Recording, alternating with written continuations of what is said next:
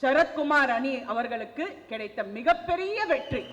மறுபடியும் நான் விஷால் ரெட்டின்னு சொன்ன பிரச்சனை பண்ணாதீங்க. நான் ஜாதி பத்தி பேசல. நீ சமீரா ரெட்டியை எப்படிப்பா கூப்பிடுவ? மன்மோகன் சிங்கை எப்படி கூப்பிடுவீங்க? எல்லாம் வந்தவர்களை வாழ வைக்கும் தான், அதுக்காக தாரவாத்து கொடுக்க முடியாதுங்க. விஷால கேட்டா எனக்கு எம்ஜிஆர் கட்டணும்னா வேணும் அப்படிங்கிறாரு. அவர் கட்டலப்பா. அக்கா நீங்க பேசாதீங்க அக்கா, 100 சதுரடி கூட அங்க கிடையாது. யோ 2500 போட்டிருக்கப்பா. நான் அப்புறம் பேசுறேன் அப்படின்னு போயிடுறாங்க. வடிவேல் பத்தி நான் பேச விரும்பலைங்க. அவர் பாவம் காமெடி பண்ணிட்டு இருக்காரு. என் ஆபீஸ் முன்னாடி ஒரு போஸ்டர் போட்டிருக்காங்க, காணவில்லைன்னு. நானும் அவசரமா என்னடா என் ஆபீஸ் முன்னாடி வடிவேலோட போஸ்டர் போட்டிருந்தாங்க. ரொம்ப தமாஷா இருந்தது. I salute you Simbu. Hats off. தமிழண்டா.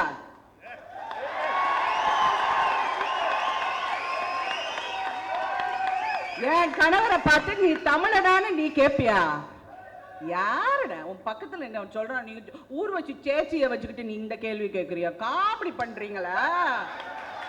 நான் ஒரு ஷூட்டிங் போனா நான் தைரியமா சரத்குமார் இருந்தா போவேன். என்ன அப்படிம்பாரு. விஜயகாந்த் வந்து நிப்பாரு, பிரபு வந்து நிப்பாரு. ஆனா சிம்புவை பார்த்தேன் உண்மையிலே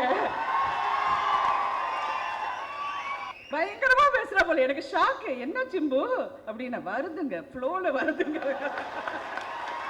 மனோரமா ஆச்சு அந்த இடத்துல உட்கார்ந்து வாக்கு சேகரிக்கிறாங்க.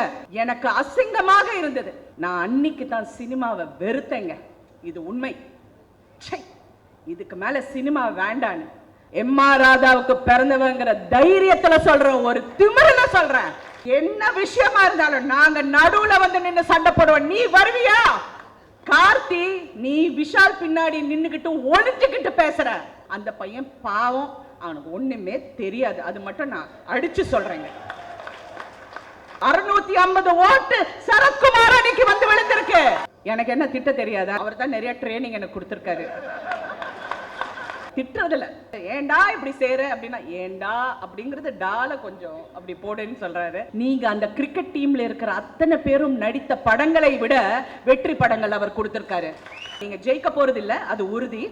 பிக்னிக் போற மாதிரியா இருக்கு. நான் உங்களோட படுறேன் பாருங்க ஒரு 2 மாசம். அவஸ்தை போயா. என்ன உங்ககிட்ட சமாதானம்? ஜெயிக்கிறோம். என்ன ஆக்ரோஷமா பேசுறாரு, இப்படி பேசுறாருன்னா யாரோட பையன்டா? டிஆர் பையன். இப்படி பேசாம அப்படி பேசுறாரு. நீங்க எனக்கு புதுசாவடா கெட்டவன் சொல்ல போறீங்க? இது வரைக்கும் எவ்வளவு சொல்லிட்டீங்களா? உண்மையை பேசி கெட்டவன் பேரு வாங்குறது எவ்வளவு பெட்ரு. உங்களை மாதிரி நல்லவனா நடிச்சு கெட்டவனா இருக்கிறத விட